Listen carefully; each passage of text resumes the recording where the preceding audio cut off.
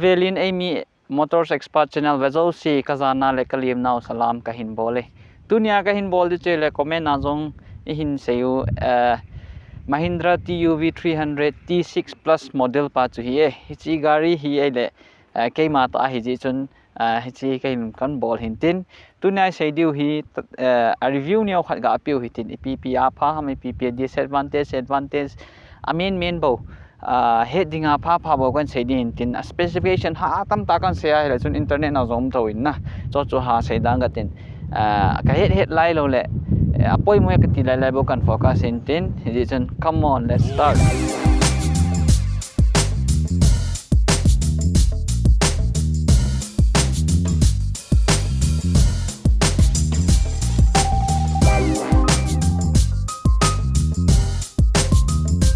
Ama sa video Bolero BS6 model kha review hi in heji to hintu a chi hi comparison very competitive level hanin heja chu hi chi review lo thei hi po in kan review pha le comparison nyam cha ka hin bol de hin tin chi pha le chu non jong an he thi mun lang a hi lo wa he la video chombe in comparison him bol wona chiwam a hi lo wa he le chi video ka sei to hin ka sei kop inga pha ham na chi chu abana comment an him pi binang comment box a in comment bin lang he chi TUV 300 hi masanga Zylo Mahindra ten produce Zylo to sun hung ki banga hi na apart ho tam zo he ki bangin software jong ki bangin atal ama engine pa hi power plus engine cho hin lain ai pi le auto appearance sei ma sautin look si vele hin analin na alin jong alinin awit jong hi Bolero sanga gi zo he chi gari agi dan hi ton thum 3000 kg hinge hin na agi dani gari gi ja hi plena noma ahi wanga pickup hi iti ha dei wanga umzo lo he gari agi ji he tin ka he in zale awil hi R15 mama hin Bolero B6 tosun ki banga hin na R15 mama hi in hi chi atayar hi awil base in chi somlanga hi in chi drum pa hi in T8 hi lo le T10 pa hu chi pa hi spoke hung di hi in to hi T6 hai ja chi hung hi in atale a main difference Bolero to Epibola ki hi ham ai lo le Epibola min chi hi option epi lo ham ti pa chu na hin sei pi min ka tin hung nai je win lang nga tol hau hi tin I tol ha lo le mu thei lo du hi chi anung lang hi ve lo chun coil spring plus shock absorber ki pa to pump spring pump pa ho hi chi pa hi na ki hit na number 1 Bolero to ki hit na chi piam tile chi hi hin chi to hin Scorpio ho ki bang ki na hin ahin la Bolero wang ki bang lo hi in ata le ground khu velo hin ground khu pi bola ki hi ham itia hele ama hi lock differential ti pha le ground ti na hin lock differential mean teka banga hi chi tayar lang khat hi ka dop ma gari hu ka paya le gari cha lo di so ipiwa cha lo dam tile ki khang lang khun tha ne ya ki khang lo lang hin tha ne lo cho he chi ja hi ai mi ho ai lo le thing hang mi ho hin hang pia cho hi dei lo he na khat thing hanga ja dinga hiala hi chi advantage bi ham tia hi le to bang body roll ka ti nge hin hi chi body roll ho sharp turning na ne ya hi le iti ha ko na turning kha hi le hi chi wheel pa hi ha pa ki pa ya hi le hi chalanga weight di pa chalanga weight na hi ja chu accident langa chu se hi le chun chalanga hi ki veng do man he chi chu the main difference between Bolero B6 or Bolero to TUV aki hit na pen chu hi cha lock differential to spring hi chi chu an heu hitin advantage ana koi diu ham disadvantage ana koi diu ham comment box a ke heu tin na kin wang chun hang pin advantage ing ka koi hin chi chu ke opinion ke ma view hi in atale anung lang hi ga hong le nung a panin amai langa chi su tin ama hi 7 seater hi in 7 seater hi in capacity hi chi hi armrest hi armrest ka tina chu piam tele hi chalai mi ahung tawa avai langam phal a khot koina di na chi khot koina ki mang he tai chi hi extra hung hi in ama hin wiper nin anung langa visor rear visor and rear wiper ka ti in chene ho space omin bottle holder khanumin chi hi belew hen avai hi bolero sanga lin zo a hi tiang chu na gel lo ki dun lang a hi zong a hi in sta le I tawa hi le khat vai hung towing ka ting het bei pen ning chun I taw lut na hi le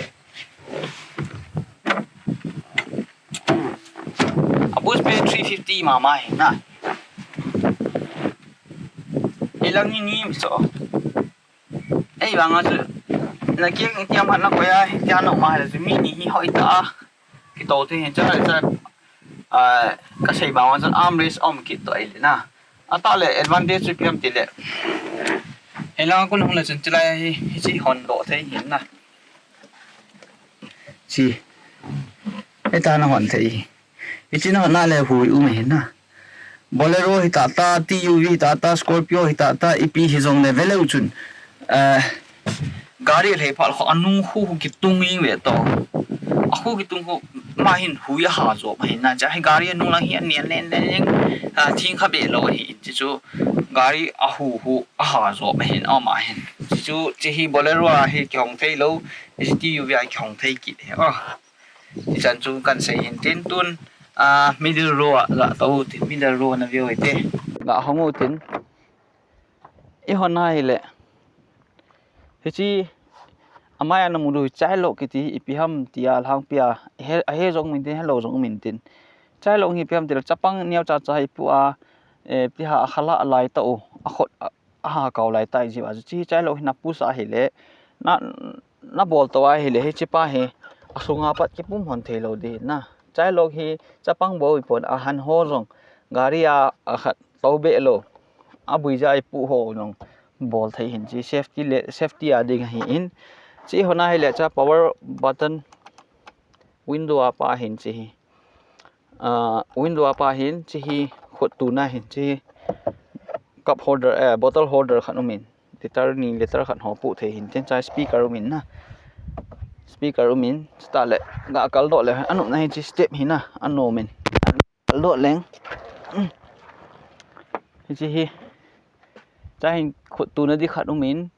ata ong le nom zo nomen spacious in mama ingin spacious zo mama in bolero ho sanga chu avai lang hin te wa adung lang jong sao zo avai jong sao zo hi na gari ong gi zo hi chi hi nomen mi li chan chu bolero to te awan mi li ho hoi tar ke just zo thing hi ti twin tin tun co pilot pa hi win driver area da lang ken hung tawin ka ting na driver area ga aveu hi te tai driver seat na hung to kai ta in hi chi hi power steering hi in a handle hi velo chun ka sei ma bonga chu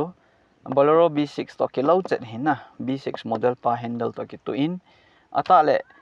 ac vent sumin ac aumin chi ac controller hi in hi chi fan control hi in chila hi hei ma variant ep ha na dei da na anui langang na dei ya machunga na dei yam ti ho hin chi ama ekhat hi chin bluetooth connection long na in chala inbuilt hi infotainment hi inbuilt hi inbuilt ka ti chu company na pi sa screen hi neu cha omin alin pon T8 T10 wa khone khat hong lin do men chi hi cosmetic change lai hong ki bangji lo hi in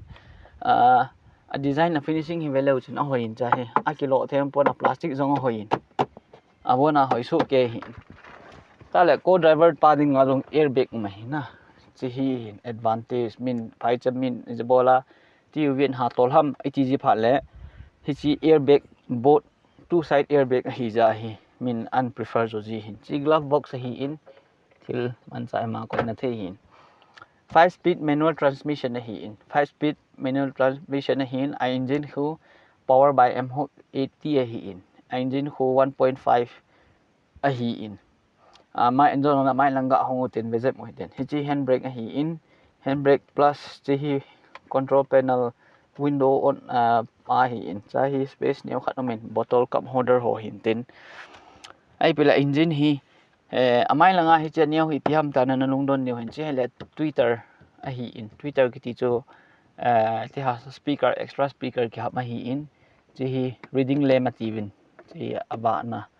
hi chao hi chi tamang khon lungaung khatomen hi chi bluetooth sensor apa hin chi mirror khatomin adang hi sei di be sem po in ai pi le amai lang engine view hitin engine valve tin amai sanga hi digital plus analog a hi in digital ka ti chu chalaya hi gear shift na bol bha le chalai la hi ki mu hin na number 1 ana thayam number 2 ana thayam it's gear shift advisor tabang advisor hi lo wa nga chu gear shift hi chrai ki mu hin panel ne khana hi na changa hi speedometer hin chi rpm apa hi in adang hi cha eco mode omin eco mode ki ti hi namu thei diu ham namu thei lo diu ham chi eco mode ho hi het diu chu ac hawa eco mode na hi I thei lo diu AC na off ding eco mode na thei ding AC na ha highway 80 above na ha eco na koya hele gari heating ha nen na temperature hung mo san te hin chi chu na careful hin tin chi hi headlight adjuster hi 0 1 2 3 ki pi in value chun anim asan dan asai na hi chi a hat na hi lovin na angle chu ni mam sangam na to na ko na chu na ki adjust hi in asan be se jong le driver lang kha langa ho asu buin alai lai ko liu hin tin tuin amai langa chiute amai lang ga hangutin aluk si value chun ide lo naw chu apom diwe asa diwe tiu hin ai wanga ma hi hoi ma ying hin hi chi eso kevin hi chi pa ho halogen hi in projectile pai po in chi side light indicator hi in ata le hi chi Mahindra batch nu ya hi chi grill pa hi chi grill hin inop le color chom chomang bol thai hin tua so tha ho color chom jamin chi sanga hi hoi zo kilom zo hi in na aluk si ke hisab min wang aluk langa macha complain ka nei poi hen la hoi zong hoi ka sajat min na bumper hi nyam khat kana ta kha ji wa asi thu hi in kilom jep lo hi ni zong le bumper hoi ta mai le hoi ma jing in thun engine avelo hen engine hi 3 cylinder hi in 3 cylinder pump thum tin hi in piston thum nei hi in chi gari hin piston thum gari hi in hok 80 na power hi in engine power hi 1500 cc hi in horsepower hi jan ham tile 84 bhp at the rate 3750 rpm hi in chule a torque hi jan ham ti le 230 nm at the rate 1500 rpm hi in na torque to horsepower ki ti ho hi he thim lo ho na he na he sa hi in ap jong na chu class khat detail ta in khat ve hin lang ka tin cham khat zo le tu ta din no khongai phat no hi tin ata le chi engine hi velo chen powerful engine ma hin power plus engine to kibang che hin che hin na a ki hit nam lo hi I mean a design ti hong ki hit tu hi in power plus engine mechanics ho ba sound chen power plus engine hi ati da ve de na sei di be se om po in masangai senge bangwa chu radiator tu hala ki chungham ti chu nang mo hon na point du ta na het thei tho de ta bin na ip le chi engine langa ananga hoitin tun test ride cham chana bolo hite test ride ding in na ki gung hite tu hin gari engine hi start in ka ting cham khat ga heu tin test ride na bolo hite ke ma view ke ma opinion ip chu no mai ip chu no am ti chu in sei ka ting in nge steering power hi in ata yong le isolator hi nang brake hi jong le powerful ma in to kha le ti ha sensitive kwa Hyundai Venue ho sang awang chim kha sensitive ya wat ka sa in ai ti le bounce down ho hi melo ja ka sei na difference aki pa alo na che ji a chui tai ki wa hi plain area hi le ki ha lang lo hi in ai wang lam pi hoi lo le aki la ngin ta le TUV disadvantage na hin sei pi ning ka vậy mà đi chơi là hàng bia sẽ chú mình hỏi là bố sẽ ăn à kinh hỏi đâu nó khởi gì cái có bằng hi làm to cả lên tu tại làm bia cái gì khám ta nắm nó cái khám mà mình là tầm thêm vài lẽ gari hi làm to cái bắt đôi hạ sa na anh ấy thì bây giờ chú tại chú cái ta gari của mình lê gu na chỉ timing cái tu thay lâu clutch timing to nang accelerator timing ki tu zong le agari hin akai be lo hena enja ka sei choi yeng e chi lock differential mechanical lock differential so lock kha ai le ho bon si ai hala anden giờ chu pem tela mi tam ta ko ata hi gari an kai la ko a henna chu disadvantage khat ka sei na hin tin ai pi le tun advantage nang khat neu khat nan lut advantage lang na seo na bolero a khu a join ball a socket ball la du ki tang hanung ke ki ti na chi khat langa kho he chi ke ta ha pa hi chi pa hi scorpio a to khon ke banga hin che chi sunga khu a ki ngap ja hi chi hi e ti sei de ha hung ki pil tho en te lo le hi chi join ball khu hung ki tang han te ti lo hin na chu improvement hi chlaya ti yu via hi a hin pi wa hi in plus ama hi await agi in highway hoa anomin plus a seat comfortability a hoi zo in atale luxury zo in a disadvantage na khanin henglang chi bolero jong chu power plus ho engine ho chu software hi tho hi in a hin na ai koi jingai ji win he chi software gari hi ji in aneu khat isu hi lai jong le bui thei hin na he ja chu software gari ki ti po chu gari no ma hin a hiala hung bui pha le tam pp ki seng hin na ho sang som ni som toma chu ima cha he ji lo hin expenditure hung len khaji in a hin la gari hi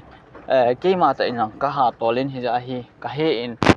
pickup jong no thain highway a jong an na hele aji jang omji pon gin ja sangin om ha ji na cho chu hin tin e chan nei vet lung pi ji wing ka ki pa in CTUV review hi comment al kona kala aka hin bol hi in maba nai pi gari e bol diu ham e PTM ti chun hon comment box a hin bol min lang question na neu dong hin dong win lang e pi jong la comment box a hin bol lo chun reply ka hin bol jing diu hin tin e chan nei vet pi ji wing ka ki pa in maba na jong ki to so jingu tin sang ol pho zo e bol lo theiwa e lo la idea suggestion nei nong pha hele personal ta hi jong le comment na lung dei khan hin se lo chu open for any advice or suggestion ka hi in ke pan tha ka hi in ki so pang khom jingo te ti chu ka hin sei nom hin tin thank you for watching and be with us if you like our work ke ho na to a hoia phai na ti wa le like to subscribe to share wang hin bol pi te te bin tia ka hung taw hi e ka ke pa e